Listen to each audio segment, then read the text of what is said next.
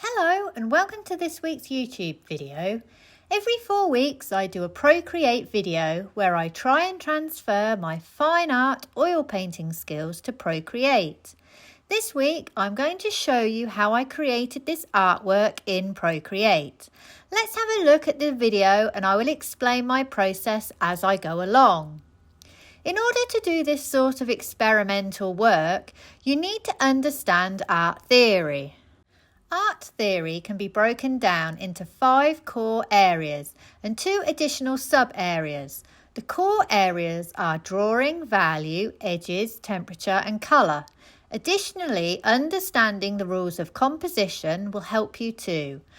Brushwork is quite subjective and depends upon the tastes of the artist. I will explain all of these principles in relation to this artwork so that by the end of the video, if you wish to have a go at something similar, you will have an idea of how to do it. The inspiration for this piece came from my trip to Paris, where I met these 2 Italian greyhounds. I managed to take a few photos of them. None of the photos were really good enough to work in their own right, but I thought I might be able to put them together in a compositional piece. My inspiration for the shocking blue I used was taken from this painting I saw in the Musée d'Orsay by Degas. Number 1, composition. To figure out the placement of my dogs, I used the harmonic armature to help me. If you want to know a bit more about this tool, plus other compositional tools, have a look at this video on my channel. Initially, I intended to put all 3 photos together, so you'll notice that I have an additional greyhound that I placed down here. I later removed it because it didn't work. Number 2, drawing. Correct drawing is important for the dogs in this artwork. You'll also notice that the black dog has been placed along the horizon line, so correct perspective is important too. Correct drawing is simple to achieve in Procreate. Just draw around your photo in a bold colour and keep it on a separate layer at the top of your layers panel. This will enable you to be very loose and free with your artwork without the worry of your drawing going awry. Number 3, values. When we talk about value, we just mean how light or dark it is in any given area. If I turn this photo into black and white, you'll see the full values of this piece. Understanding the way values work together will help you understand what to do with your artwork. Black is the darkest value, white is your lightest. Place them together and you create maximum contrast, and your eye will automatically be drawn to this area. You therefore want to reserve your black and white for your central point of focus. This is my central point of focus. It's where I want my viewer to look. So I have used my black and my white in and around this area. Notice that this black over here is not as dark as my black in the dog's eyes. Notice the sunspots on the nose are not as light as my sun highlights around the edge. Notice also that my background and other 2 dogs are all quite similar in value. I've grouped them together in a middle value. Grouping areas that are not so important in similar values helps them to be less prominent in your artwork. Think about if you want the area to stand out. Use your biggest contrast. Or if you want your areas to be less noticeable, group some middle values together. A good tip is to do your artwork in black and white to start with, so you can plan where you want your values to go. Stick to the left side of any colour picker. I tend to use the red one if I do this. I worked this piece out as I went along, but this is a harder method, and if you are new to art theory, try doing this bit separately. Number 4, edges. Paying attention to your edges is really important.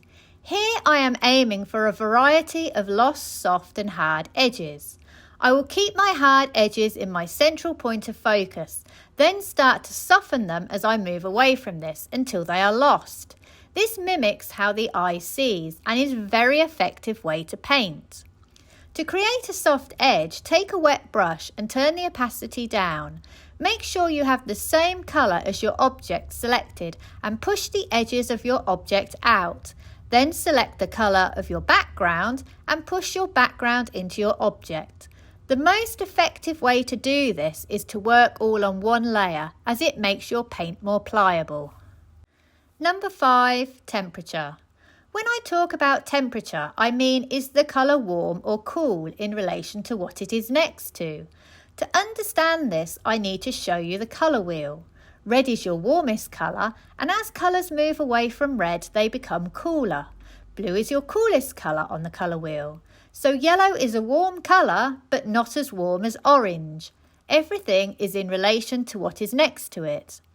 For my dogs, I used a cool red, orange and yellow from my yellow colour picker, which I placed next to my blue. Yellow is warmer than blue, so I immediately have created a temperature contrast between the cool of my background and the warm of my dogs. So for example, this black here is a warm red, which is placed next to a cooler blue-grey. I've used the same colour down here. This creates contrast in my background. Warm, cool. To create a bit of contrast between my dogs, I have a cooler body here, placed next to a warmer body here. Even though these are the same value because they are different temperatures, it gives me enough contrast to be able to see that they are two separate bodies. Notice that as I move up the head, I have warmed my colour up further. Notice also that I introduced a bit of green into this area down here. Green is just a bit warmer than blue, but cooler than the reds and orange greys used in the face. Number 6, colour. Complementary colours sit opposite each other on the colour wheel. When you put them next to each other, they look amazing. They always work.